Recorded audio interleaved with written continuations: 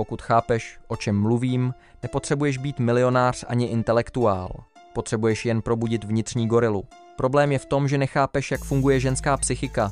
A kdybys to chápal, byl bys v klidu, s ženskýma žádný problém neexistuje.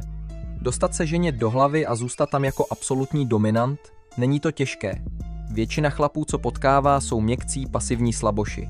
Konkurence skoro žádná, když aspoň trochu chápeš, co se děje, a jednáš podle toho, automaticky si nad 98% chlapů. Chlap to má jednodušší. Za život jsem poznal spoustu žen a z 95% bych klidně mohl něco mít. Ale žena, i když zná 1000 chlapů, reálně by chtěla jen 1%, a to ještě jen když má náladu. Proč? Protože muž vybírá jednoduše. Obličej, postava, úsměv a už je připraven. Do toho se vejde 90% žen, ale žena tu nezajímá ani obličej, ani status. Ona chce cítit, že jsi psychopat, že jsi hladový, že jsi připraven porušit pravidla, i ta její osobní. Chce, abys byl jako Terminátor z prvního filmu, pronásledoval, lámal dveře, lezl oknem. To ji vzrušuje. To jsou námluvy. Pávy mají okaz, vrabci mají trilky a muž má mít pozedlost. Bez toho signálu nula. Samice člověka se vzrušuje touhou, která jde ze síly, ne ze slabosti. Existuje touha chci tě a pak touha chci tě tak moc, že poruším všechno kvůli tobě. To je rozdíl mezi živočišnou vášní a slušným obdivem. Nechápeš to? Tak upřímnou soustrast.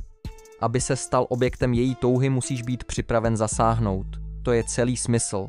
Proč 99% chlapů nevzrušuje ženy? Protože se bojí jednat. Žena nepotřebuje slova. Ona chce geny, které jí dají potomky a ochranu. A pokud nejsi připraven jednat, nejsi pro ní nic. Je to jako poklidná demonstrace. Sešli jste se, zakřičeli pár hesel a rozešli se. Konec.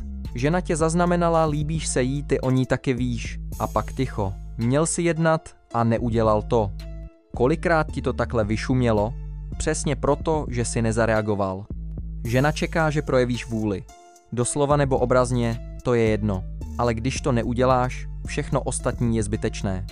Existuje jen 1% šílenců, které ženy zbožňují. A nejvíc odpuzující věc? Sociálně poslušný muž. Ten, co dodržuje pravidla, přechází na zelenou, platí daně, respektuje její hranice. V jejich očích je to impotence. To nás učili, buď hodný, laskavý, chápavý. A právě proto si neviditelný. Zapamatuj si, v kontaktu se ženou vždy přijde moment, kdy nemáš čekat na signál. Musíš jednat. To je přirozený výběr.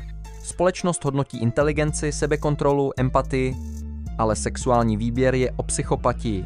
O tvé schopnosti být šílený, neřízený, nespoutaný. Jinak se žena nevzruší. Tak to prostě je.